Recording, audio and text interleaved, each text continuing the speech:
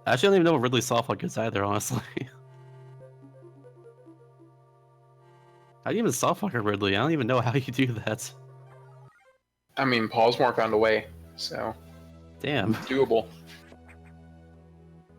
Like I said, he's notorious for figuring out how to do weird things that no one else knows how to do, and he does it completely by accident. No kidding.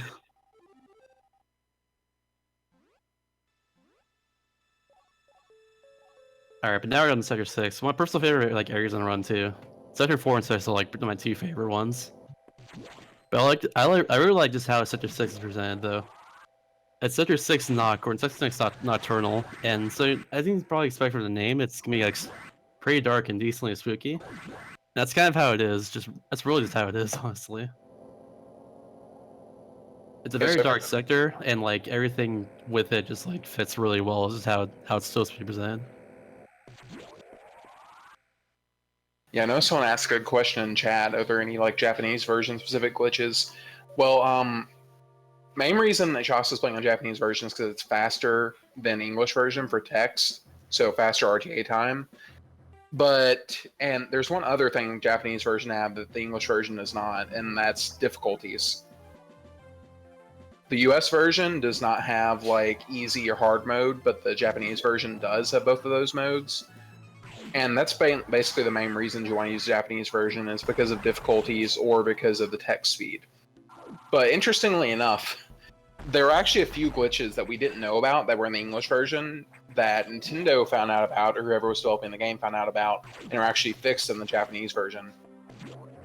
You know, so someone mentioned 0% earlier. There's actually a normally unskippable missile tank known as Bob, but previously we found out that you could skip it using a very difficult, basically almost task-only set of shine sparks that you can do if you pause buffer a lot.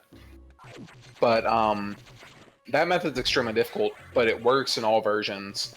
But recently, back in March of this year to be specific, we found out there's a small little clip you can do that lets you skip that missile tank as well, which is a lot easier method, but it's only on the English version. Unfortunately. That'd be cool if it wasn't though, because Japanese is faster and all that, but it happens. That was found by a zero mission tasker called I think it's ZX497. He's did a bunch of stuff for zero mission as well too, but he decided to check out Fusion and happened to find Bob Skip, which people have been trying to find for a long time actually. At least more RTA viable version of it.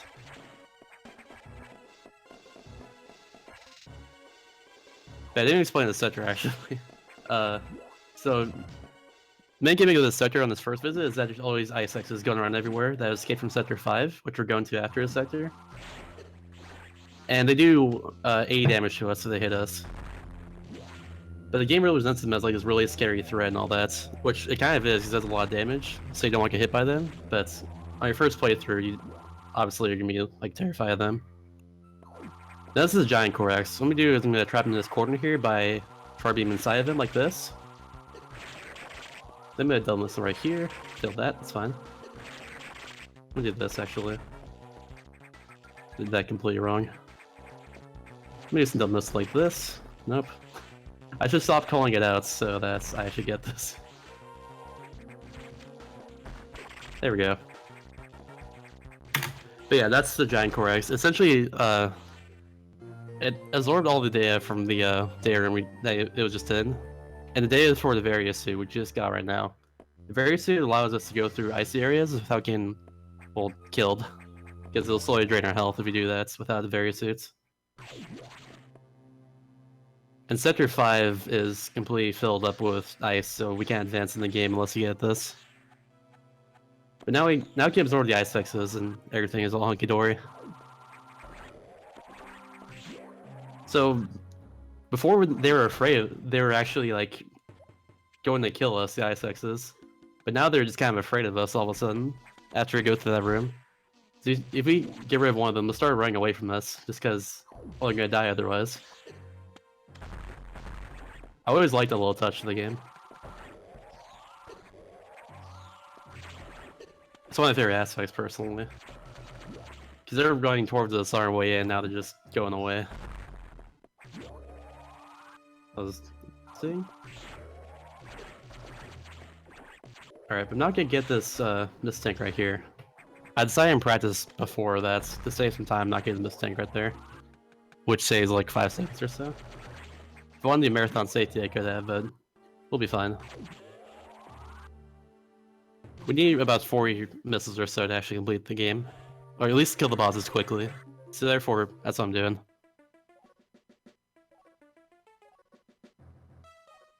But now I'm here is going to tell us to go to Sector 5. Because now we can advance in it. That's where you put ice missiles, coincidentally enough.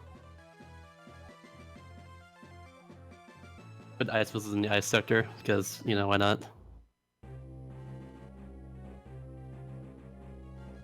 That's what I'm saying, Skits. Who needs marathon strats when you have swag? AK less missiles. But yeah. Why can't Metroid crawl? Because it's not Zero Mission where Metroid can crawl. Bam.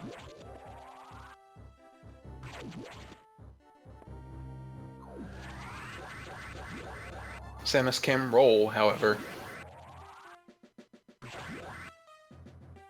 They see you're rolling, and they hate it, as I say.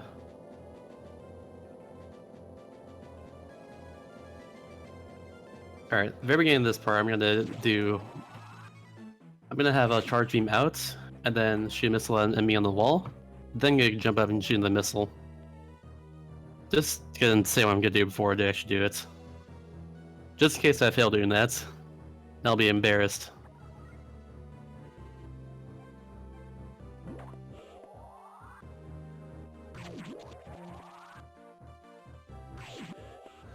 Alright, didn't fail doing that, I'm not embarrassed.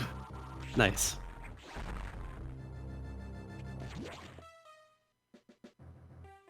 But thankfully for our super missiles here, we can go through these enemies really easily. Once we get ice missiles, we can't. It's a little hard to go through them because we have to just use our charge shot instead to go through them and kill them immediately. Yeah, ice missiles are kind of a nerf in that regard because it forcibly freezes an enemy before it destroys it. So you'll notice after getting ice missiles, even though the missile's a lot stronger, you'll actually see Shasta start to use charge beam move it more. Let's see what this for him. Think you can luck here? Let's do some luck.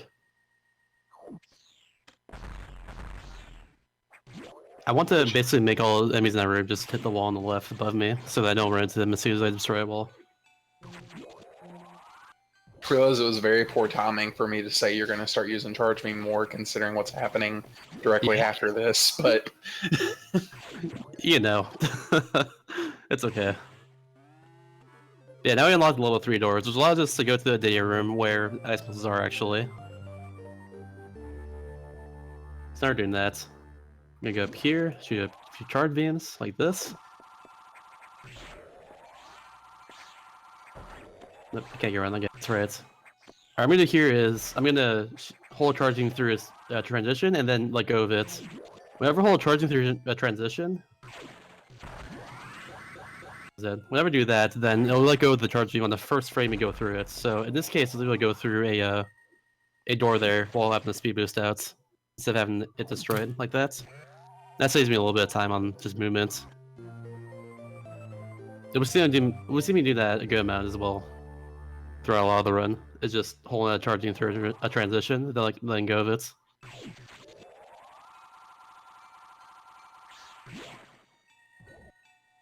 Alright, I'm gonna do another R shot right there, so I kill that guy immediately without wasting momentum.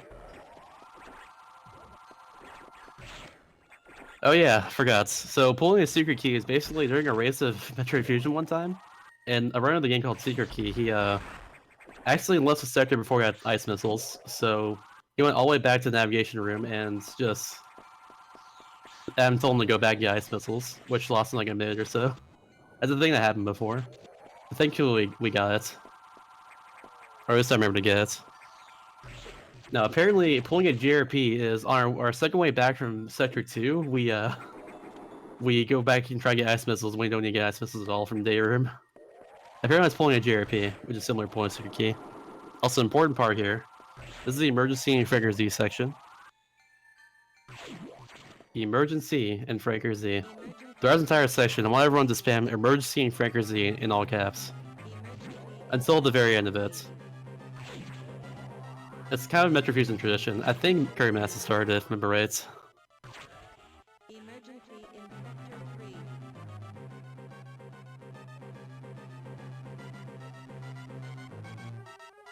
Or like whatever emotes ends in E, I guess.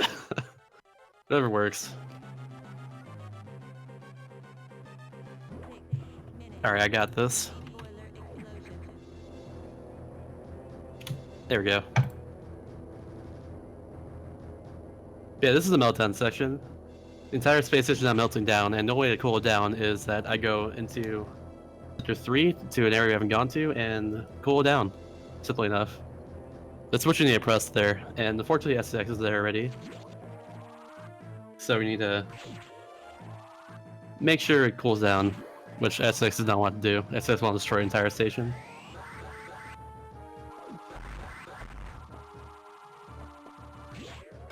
Beautiful. This chat is perfect right now. Oh no. I messed up. Screw it. I wasted some missiles there, it's really not good. Missile drop? Alright, good. I need a missile drop there. How about this one? Missile drop as well? Nope, health. Okay, I think it should still be good, but that's unfortunate I wasted some missiles there. By not scrolling down properly. Emergency noted. It's actually like one minor thing you got to be conscious about right before you go to a meltdown is that you have enough ice missiles to make it through. I should be okay. In fact, I'm gonna kill this guy here to make sure. If he gives me missiles. I'd agree with missiles, okay, whatever. I'll be fine. I'll just damage boost through this guy, that's what I'll do. I'll have enough just for the last part. So I need 3 missiles specifically for this part right here. Because I need to spam 3, and this guy will always just be like that. It will just freeze up at a certain height there. So I can just around them, just so you know to tell his platform a little faster. And now we have another beam Core X fights, this time for a wide beam. I'm gonna try and do a double missile here. Got it. And one last missile here.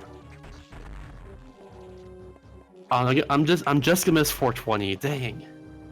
I'm gonna get like 418, I think, just barely 418. Didn't split my own splits. I was gonna lose time anyways. Yeah, I got 419. I just missed 420. I'm sorry, everyone. If you got in the sweet spot, I think you would have just barely got it. Yeah. Oh well. It's a little difficult to get double missiles there anyways. Or at least like 2 double missiles. I always get the second one, never the first one. Yeah, I don't even think we even mentioned that every missile upgrade you get makes it harder if you get doubles. Because all of them speed up your missiles and they increase the cooldown before you can fire another one. And you can only have 2 missiles on screen at once, so... I think I've got it before Pulse 4. I know I got 420 something yesterday when I was doing runs.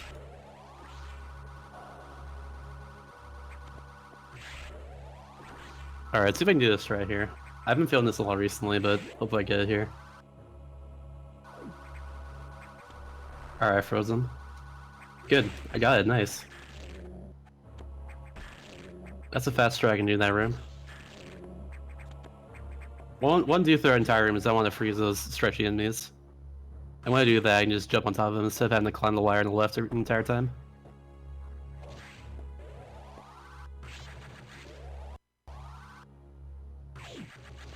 Alright, now we're gonna get out of the sector. And then on to everyone's favorite part of the run, where we save the animals.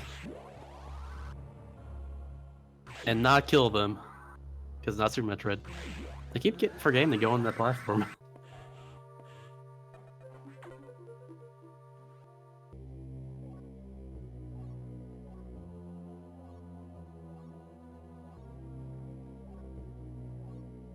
Yeah, this is very much required. You have to go up here and save the animals.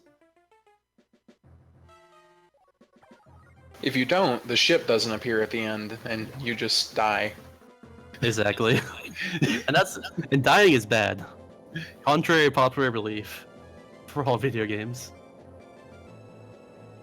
It would be truly cruel, but kind of hilarious if they let you like actually skip that segment and just keep going. And then like you would get to the end of the game and you would just, the countdown timer would just go down and you'd die because the animals weren't there to pilot the ship out of the way. The very lenient countdown timer nonetheless. All the countdown timers for this game are like really lenient. You'll see that later on too before even the end of the game. When we try to escape the restricted area. That's a good one there.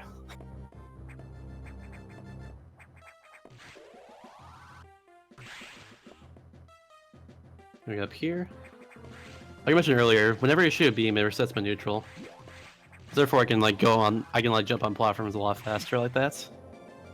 In this case, I'm gonna do the same thing over here, but instead I'm gonna do that twice in midair in order to actually grab this ledge, which I can't do otherwise. That allows me to just get up here, which I can't do if I just did a regular jump. That's called jump extends. It extends your jump, easily enough. Let myself up right here so that I break this block and also store a shine spark. It allows me to get through this room a lot faster. Otherwise, you have to freeze three stretchies there essentially, just to get through it. By the way, random bit of luck here, but however long these animals take to get out of this cage is completely luck based. It looks like I got pretty decent luck. Yesterday I had 2 runs where the animals, like all 5 of them, immediately came out of the cage, and it saved me like a bunch of time on luck on the segments. It's kind of ridiculous, because that like never happens.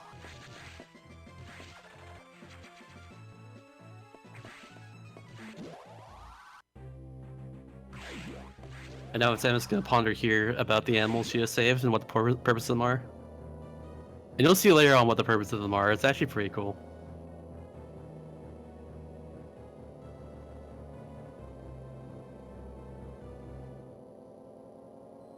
But if you have any donations, it's probably a good time for it, Nart.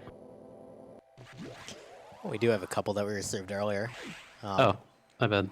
No, there's no problem. I just figured let you run with it. Okay. But yeah, there was $16 from Nullstorm. He said, I was going to donate a quarter for every death in Ori 0 XP, but for whatever reason, this thing isn't letting me donate cents. So here, have an extra 75 cents. I'll pretend you died 64 times. Make Jeff again. And $61 from Voligen, whoever that is. $1 per death in Ori. Worth it.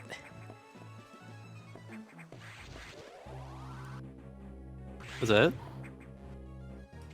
Cool. Well, do you want more? Yeah, I'll take one more. Alright, well then maybe you slackers in chat should get on donating. Oh, agreed. And then I will be happy to read more out.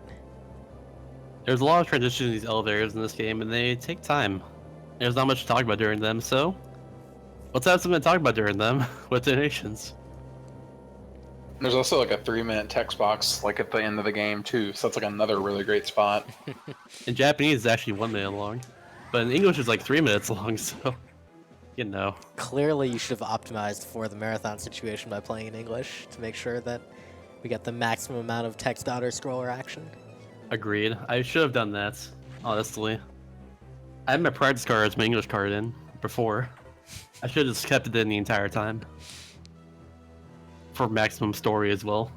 Oh yeah, for maximum Adam and authorization. Indeed. Indeed. Okay, I'm gonna...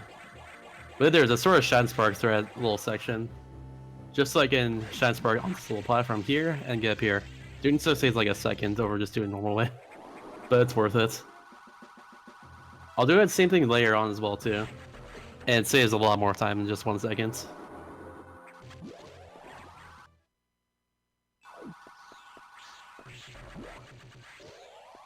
Yeah. All we did there was we backtracked to Sector 5 so that we can get power bombs. Which of course also complete the game. How this game works, by the way, is that there's a bunch of checkpoints throughout the entirety of this whole game that you have to hit in order to actually complete it. If you miss one of those checkpoints, the game will just soft lock. So you can't actually sequence break this game in like most any way, unless you're TAS, which you can just do like clips and stuff to get optimized going through certain areas. And even if you are tasked and you do try to do a sequence break, because the event system still stops you from being able to actually do really anything with it. Yep. So like right there, I have to actually encounter SAX, for instance, in the area. If I just escape normally, then yeah. Or if I find some way to escape normally, then can't actually do that. Going through this area one last time. Like this. I mean, it's fast enough so I can just barely make it out of there without hitting an enemy, but unfortunately hit the enemy, so it's fine. The same thing, like on my charge shot, there is transition. And doing so actually saved a lot more time, because this time there is a power bomb. I don't know what these things are called, but there's a power bomb structure there that will stop me otherwise. That's a power bomb. But so I can just speed boost through it, which I did. Here's my power bomb, just so I can get through this area a little faster. The whole charge shot was going into my morph ball there, so that I can kill 2 enemies on the bottom there just a little bit faster.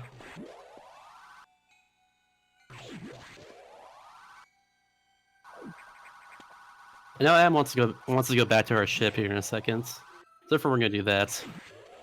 And I swear to God, if I mess up this section, which I practiced for literally over an hour before I started this run, not even kidding about that one, because I've messed up so much recently in my runs. If I mess this up in the marathon, I'm gonna be a little bit mad. But not like really furious where it's annoying or anything, just like, ah, dang, no, why'd this happen? I'll be like that, it's fine. Can you go ahead and repeat that like impression of how you'll be if you don't Oh manage to no, pull it off? I'm not gonna do that. Good. But yeah, I'll be upset a little bit, but it's okay. Alright, through session I'm gonna power my all enemies here so I get through immediately like that. So with Ridley here being frozen, I can just powerbomb the little ball can destroy it anyways under him. And now here, if one of these enemies drools on me, my speed boost will be destroyed, but thankfully it didn't happen this time. It's something that can happen a lot though, because it's kind of random where they drool and stuff.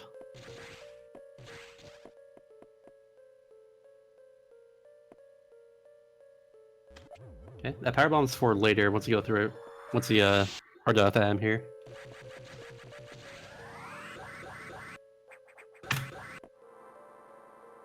Oh yeah. This section has one of the most RNG heavy bosses of the game. He's also pretty difficult to do very well too, just in both execution and just having to deal with his luck as well. So hopefully it goes okay, but no guarantees. There's also a little vine section before him too, right here. It's deceptively a little bit tricky, but it's actually a lot easier than it is than you think it'd be. So I can just do that. And fall down there at all.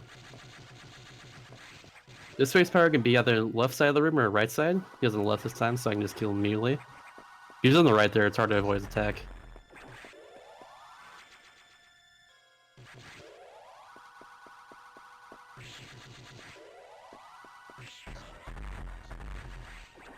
I'm gonna go in here and place the power bomb so it destroys all the other structures and heat in front of me.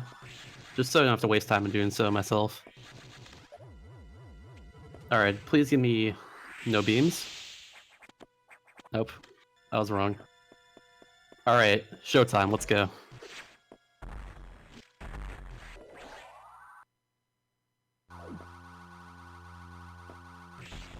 This is Yakuza, by the way. When he opens up, it is completely luck-based. To make him a little bit faster, I'll just do that right there. I'll check him back and forth. Just so his next phase comes out faster. Okay, number 3. You can do up to 4 of these, by the way. And he had 4. I got the worst luck on him, unfortunately. I'm gonna spam the crap out of them with my ice missiles, like that. I'm gonna hurt him a bit like this. And now he's gonna flip around with his head like this. And I need to kill him with these ice missiles, essentially. It's also easy to miss him a lot. Oops. Okay, there it is. And now it's time for Geist X, or the Core X. Which should be gun missiles. Now it's a little hard for Del Missile, this Core X here, essentially. It's a little hard to do that with the ice missiles, compared to different types of missiles, like that.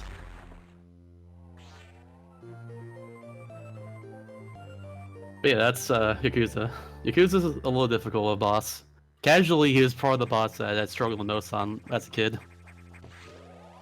It's really easy to just die on him, even with like a lot of health, especially if you don't know what to do. And if you're playing this game like for the first time, or if you're playing as like a kid or whatever, then you'll have it's very likely you won't know what to do right there. And you can just get killed easily by him because it does a ton of damage with all his attacks.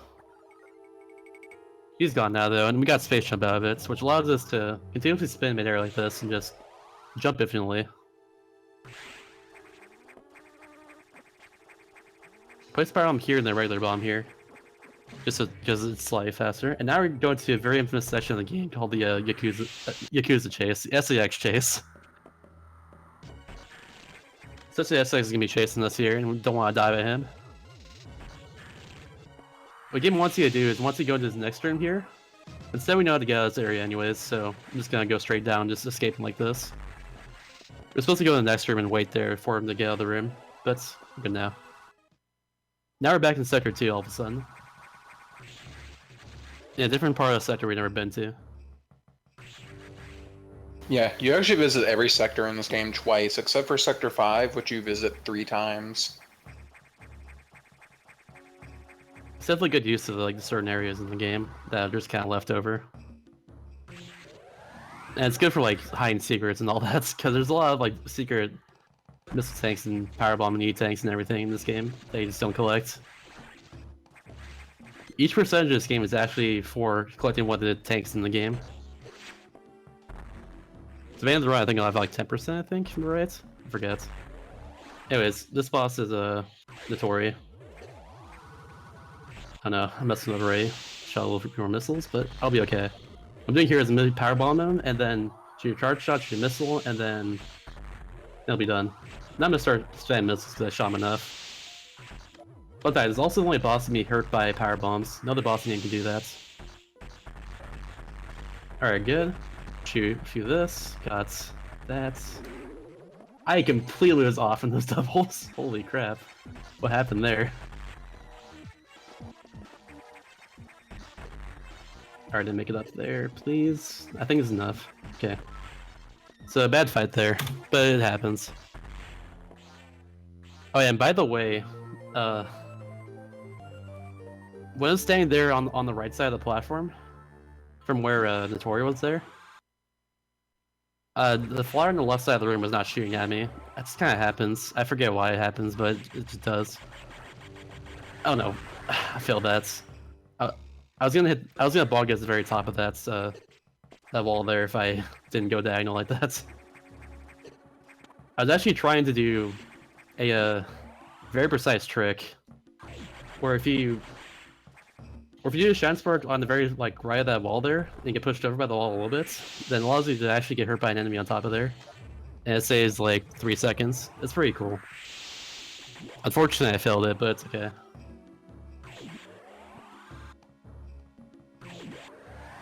It's one of my favorite parts of the run, by the way, because the pace of the run really speeds up compared to the rest of the game. Because suddenly we killed Yakuza really quickly after a ship, and then suddenly we kill another boss really quickly, Notori. And now we're going over to kill Nightmare, which is this giant robotic alien thing. That's kind of scary. Which is why it's called Nightmare. But yeah. All of a sudden, just so much action going on and stuff like that. It's really good.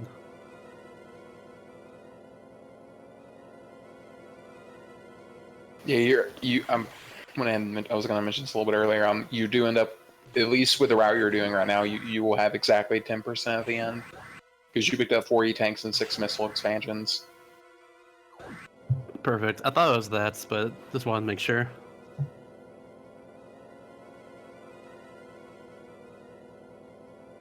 I primarily know because you picked up mostly the same missiles I did, except I think you skipped Sector 6 and got main deck when I do the opposite. Yeah, I did. Skipped Sector 6 and got main deck. I'm gonna repeat the same trick I did earlier, by the way, in Sector 5. I'm gonna repeat this trick.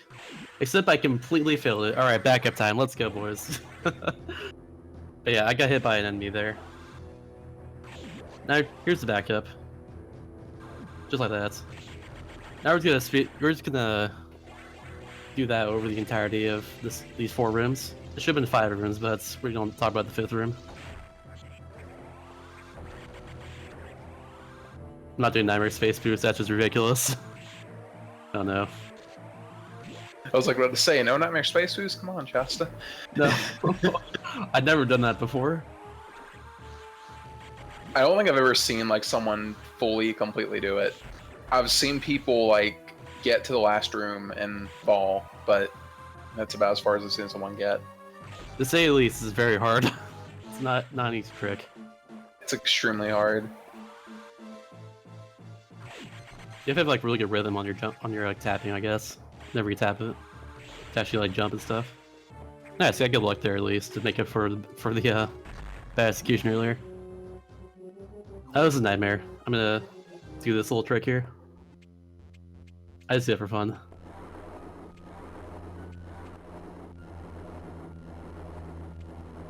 First part of Nightmare, I'm gonna shoot him right here. Just shoot miss immediately afterwards, charge shots. And then he's done at those 2 phases already. Now here's the last phase. He's gonna go towards me slowly on the wall here. He's gonna spam me with missiles in his face. Like that. And then he's gonna go down here, and manipulate him to go over here. Here, manipulate him one more time. And now he's perfectly on the wall for me again. And then I'm gonna just shoot him with some double missiles now. Ah, I failed that. Yeah, so Shasta made the manipulation look pretty easy, but it's definitely not. It is not. I failed that a lot, actually. There's a reason this boss is generally considered the hardest one in 0%.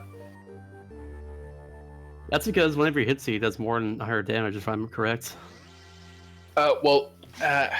He does not kill you in 1 hit, but you can basically take, like, I think 2 or 3 hits from him if you have full health.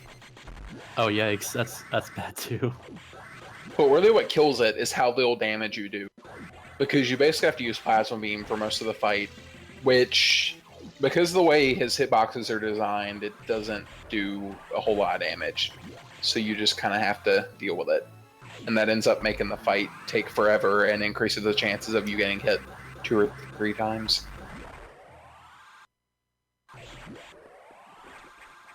It's incorrect that I could have gone through our room without like hitting anything. But I got close. Also, personally, my favorite section of the run here, just because I love the music to it. It fits very well to just underwater ocean theme.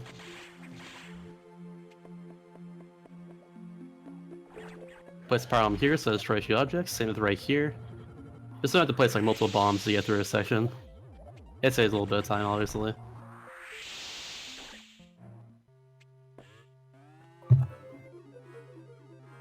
Shout out to Samus being Ocean Man right now.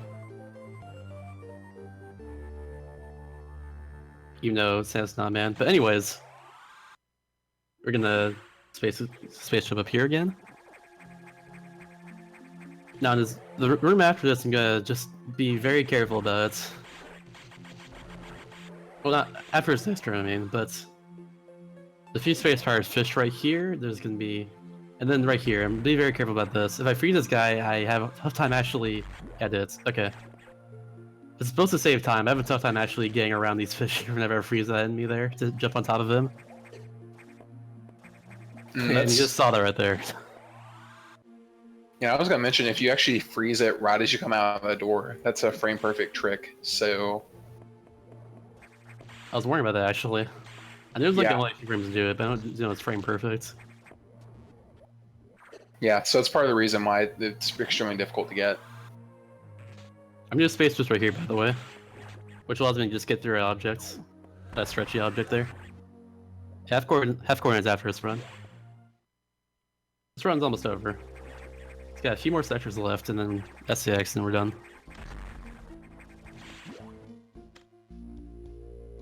I mean, you got something else after XAX as well. Spoilers, though. But yeah, SCX and Mega Metroid. Never done.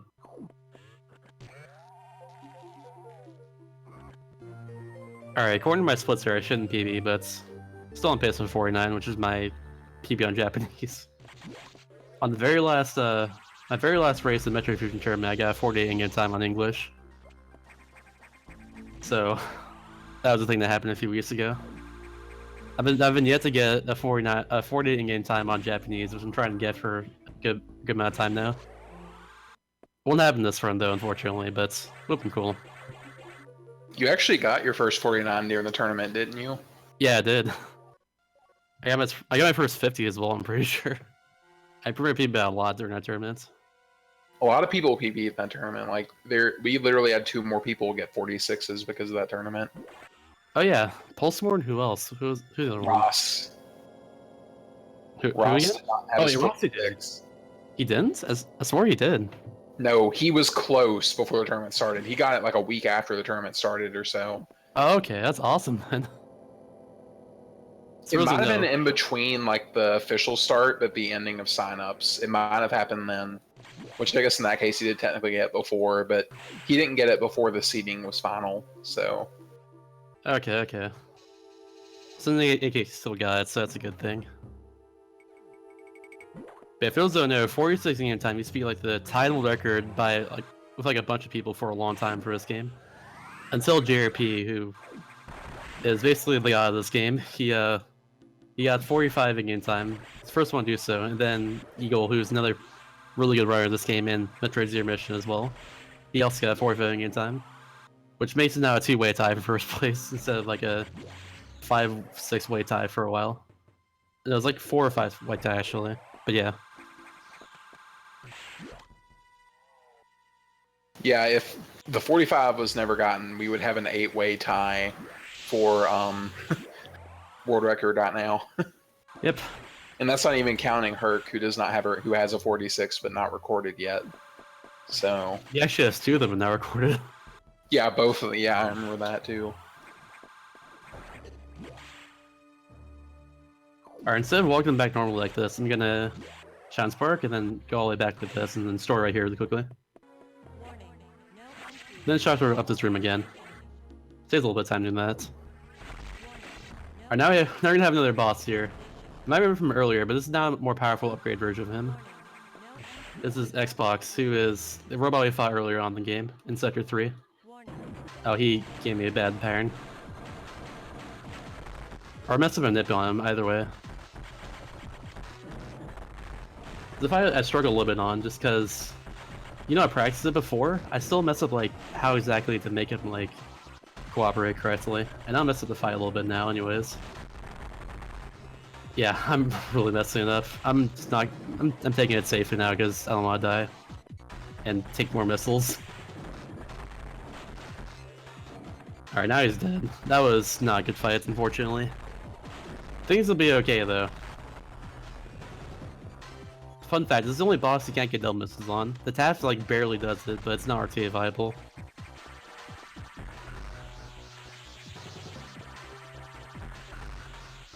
There we go. Lost a lot of time there in my own splits because that is a boss I struggle on personally.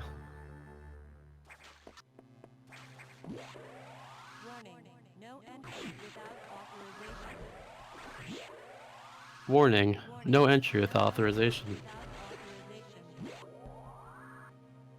But now we have a wave beam, which is what the chorus just gave us. Wave beam allows us to shoot through objects, pretty much. And in that case, it was able to, since we got wave beam from Xbox there, we're able to go through a restricted area, which is the area we're just going to right now. That contains 4 Metroids. Which we're not going to see. We're only going to see the Mega Metroid at the very end. Which, fun fact, is not one of the 3 Metroids in that area. It's not one of the 4 Metroids in that area. It's Alpha, Beta, Gamma, and just the big Metroid, right? No. It is Larva, Alpha, Gamma, Zeta. That's what it was. I always forget that, honestly. There is no Beta Metroid. Yeah, I realize that now. I don't know why I think there is, but yeah. Anyways, now I have a little more dialogue here. But in this dialogue, I should have Samus talking a little bit, which is a little bit out of character on for his games, but it works out. Unfortunately, can't read it because it's in Japanese, but you know.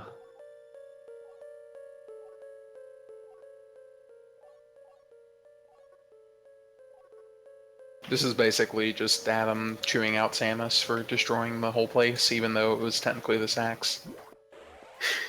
Yeah, pretty much.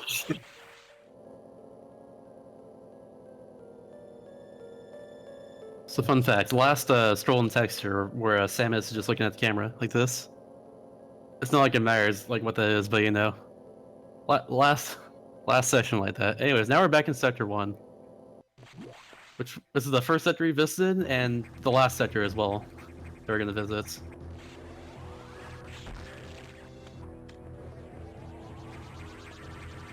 First part, I'm gonna go into the acid here, and then back out.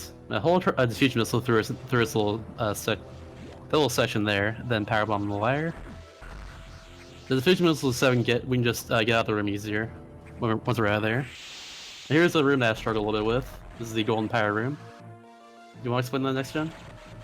Yeah, so the Golden Pirate Room, you have to kill 2 golden pirates in order to unlock the doors, and there's 2 ways you can do it. You can either spawn one, and whenever you kill it, it will respawn into another one, and then kill that one and the door will open. Or you kill like 2 of them, or you spawn 2 of them at once and kill both of them. And golden pirates, they're only vulnerable if you hit them in the back, but the game doesn't actually check to see if you're hitting them in the back. It just checks which direction to see that Samus is facing the same direction as the pirates. So you can shoot your wave beam, quickly turn around, and it will register that as a hit. This is Ridley, by the way. In order to kill really quickly, you need to shoot diagonal shots through him. In some cases, it's hard for me to do that, so I don't do that. But that's how you kill him really quickly, is shoot diagonal shots. Every single frame that the charging goes through is more damage on Ridley. Now it's a little awkward to do double missiles with diffusion missiles, because she's a little slower than ice missiles, obviously. But still managed to do one there. by volume warning on Ridley. Right after the fight ends. Because yeah, Ridley's really loud in this game, for like no good reason. I failed pacifist array, so take that 2 of the Rippers. Oops, forgot to do this in the room, but we're good now.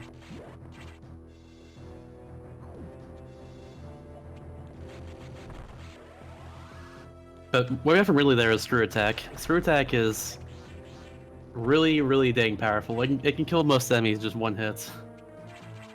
By just spin jumping into them, essentially. Like the Space Fire, for instance, he's just dead immediately. Whereas before he took a few missiles and a charge shot to kill.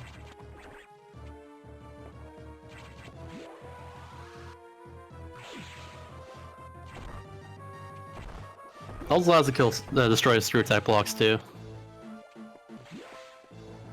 Which is useful for mostly just collecting different mist tanks and E tanks and power bomb tanks and all that throughout the entire game. Because now you can access literally every single block in the game they couldn't destroy earlier.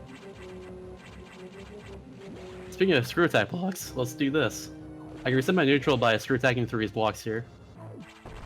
Which this is faster than just like space jumping normally through this room.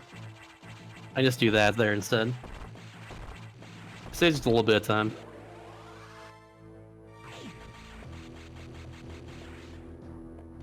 Okay, just attack one more time up here. And now come up on the AM dialogue, the really long one. If you have any donations, this is a perfect time for any donations. Yo, we do have some donations. As it turned out, a Nice. couple people did respond to our call earlier. We received $30 from Cult, and it said emergency in RPG. Yes. $19 from Owen that said $1 for each PowerPoint slide I'm procrastinating on while watching y'all. And It's a lot of it there. You should probably get on that, dude. Dude, that's a heck of a presentation, dang. And $5 from Nullstorm again, and it said donating for Maximum Lady. Hashtag make Jeff again. Presumably that is going towards Jeff being named Jeff. Was Jeff? She offered Jeff. For Jeff. Oh, okay.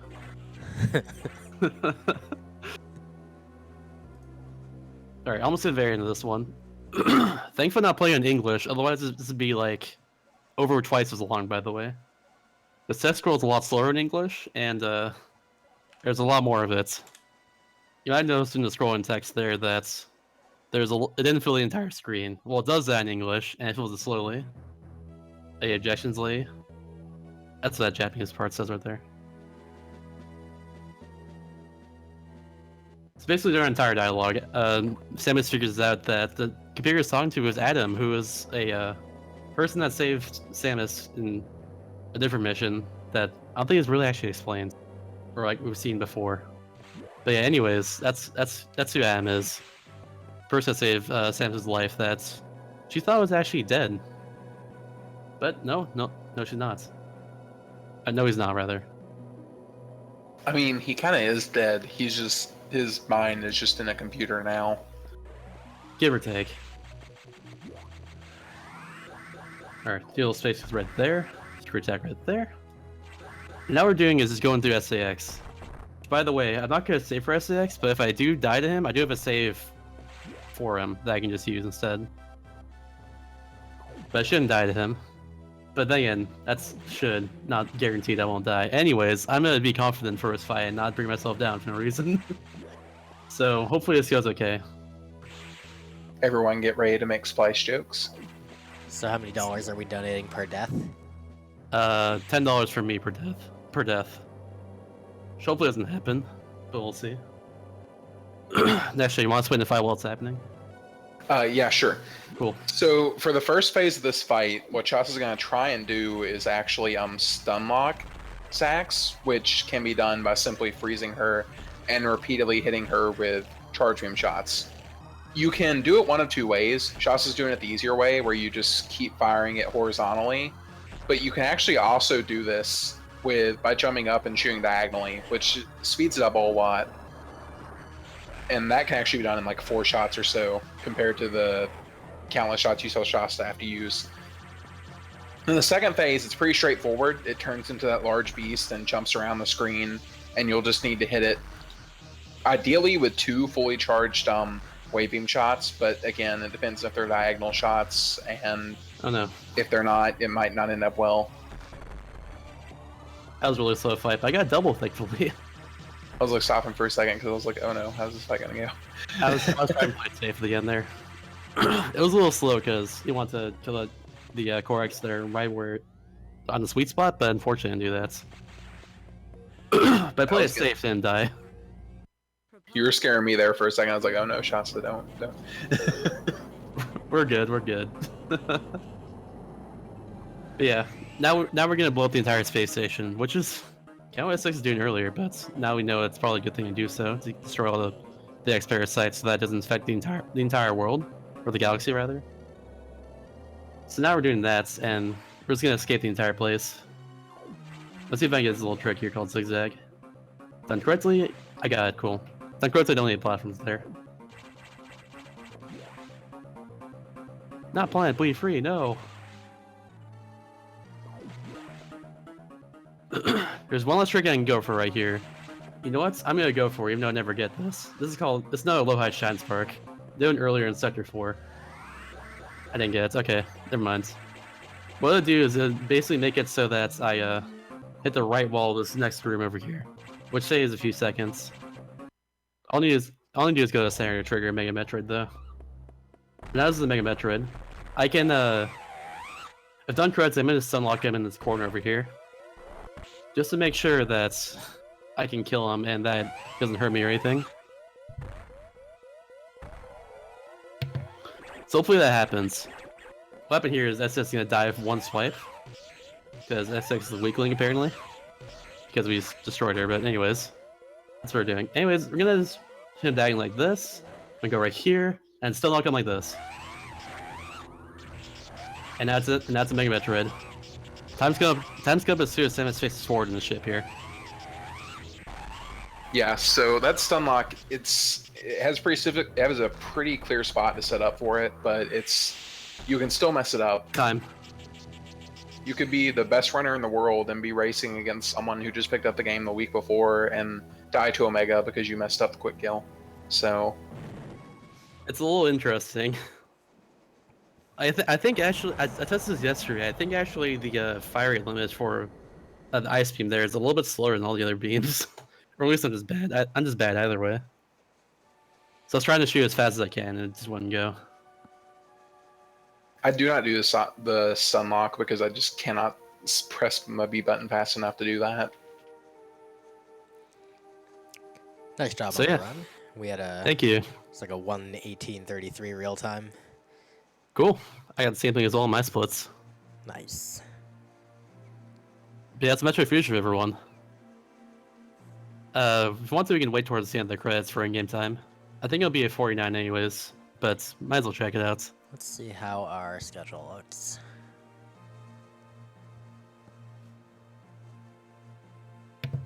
I don't want to be cynical, but I'm going to lean towards 50. Oh no. I'm plus 40 on my PB at least for RTA.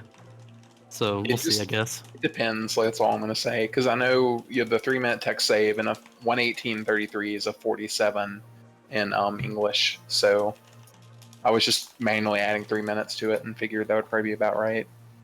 Okay, okay. Hopefully it's okay. entirely on your text mashing. So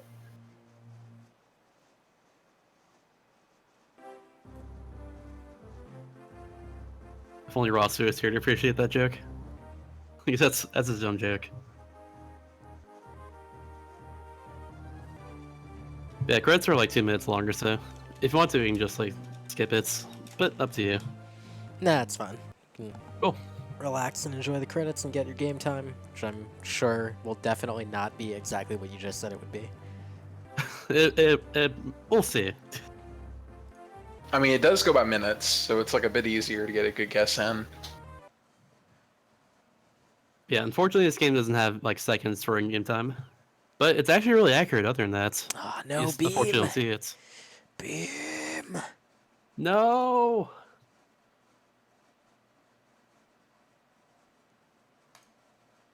Dang it, beam. Welp, time to switch to hitbox. All right. All right. We good. Cool.